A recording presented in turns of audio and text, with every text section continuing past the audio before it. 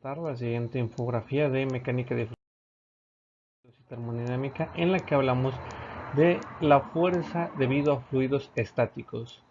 Ok, ¿cómo empezamos o cómo nos indica el inicio de este tema? Vamos a empezar a hablar de las superficies horizontales bajo un líquido. Ok, cuando tenemos una superficie horizontal bajo un líquido, la fuerza sobre la superficie está en reposo, por lo cual la podríamos calcular o con las siguientes fórmulas en las que nos indica que la fuerza es igual a la presión por la altura o igual al peso específico por la altura por el área.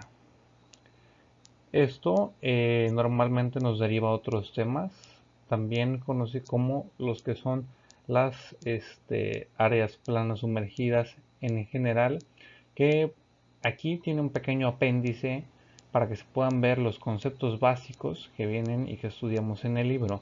Ahora, ¿qué nos dicen las áreas planas sumergidas?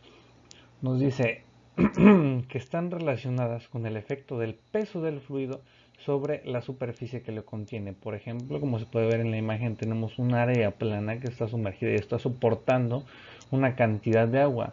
Ahora, con estos conceptos vamos a entender y también lo vamos a explicar en la siguiente diapositiva de la infografía.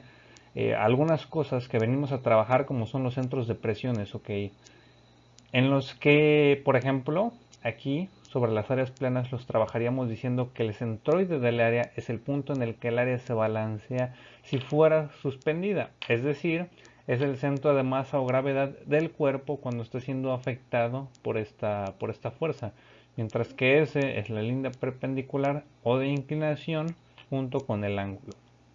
Ahora, ¿qué pasa con las paredes rectangulares? Cuando las tenemos obviamente sumergidas. Ok, estas paredes o que están sosteniendo un líquido, ok, normalmente las paredes o la fuerza ejercida por la presión del fluido tiende a tratar de hacer girar la pared. Esto es una condición de movimiento dinámico en el que en sí eh, trata de hacer girar la pared y esto nos da una fórmula que es la que se presenta aquí, es el cambio de presión igual a la fuerza por la altura, en donde la presión varía en forma lineal a la manera de una línea recta, con lo que la profundidad del fluido o podemos calcular la fuerza siendo su fórmula en la fuerza resultante es igual al peso específico por la altura sobre 2 por el área. Ahora, una vez que vemos esto, vamos a trabajar algunos temas o algunos pequeños conceptos que se tienen que saber y que además introducimos de manera corta. Bueno, no exactamente de manera corta, pero ya introducimos en estos primeros puntos. Vamos a estos. Por ejemplo, el centro de presión.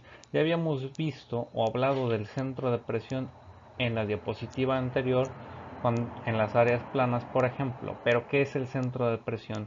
Ok, como primero vamos a ver esta imagen, en donde tenemos varios puntos de salida y entrada de presión, donde nos indica un centro de presión resultante. ¿Qué quiere decir esto? Que el centro de presión de un cuerpo es el punto sobre el cual se debe aplicar la fuerza resultante de todas. Es como a nosotros nos interesa en los fluidos, damos un ejemplo, en un cuerpo sumergido en el agua, como un barco, una boya, operan el peso, las fuerzas de presión y el empuje debido al principio de Arquímedes, que ya lo explicábamos anteriormente en la infografía pasada, para que el cuerpo esté en reposo y las diferentes fuerzas no generen momentos.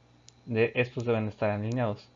Ok, como nosotros sabemos, cuando nosotros aplicamos fuerza a un objeto, por ejemplo una pared o una puerta, esa fuerza se va a distribuir en toda la pared dándole la capacidad de girar, en este ejemplo, de la puerta como lo vimos en las paredes planas. Pero nosotros queremos calcular el centro de presión, que es, digamos, el momento en el que se aplica la fuerza para poder obtener las fuerzas resultantes y conocer qué está pasando, aunque sabemos que esta va a girar o es lo que va a tender a hacer. Ahora, vamos a ver otra cosa, que es la carga piezométrica antes de pasar a los dos temas finales. ¿Qué es la carga piezométrica? Ok, es una medida específica de la presión del líquido. Esta generalmente se ve como una elevación en la superficie líquida cuando tenemos un desnivel expresada en las unidades de longitud y se puede calcular normalmente a partir de la profundidad de nuestro líquido. Vamos ahora con uno de los temas más complejos para mí, por ejemplo, resolviendo estos ejercicios, que fue las superficies curvas sumergidas. Ok, ¿cuál es el problema con las superficies curvas sumergidas? No las podemos trabajar antes como las áreas planas en general, ni como las áreas planas, porque la fuerza resultante no puede calcularse de la misma manera. Entonces, ¿qué tenemos que hacer? Calcular sus componentes por separado.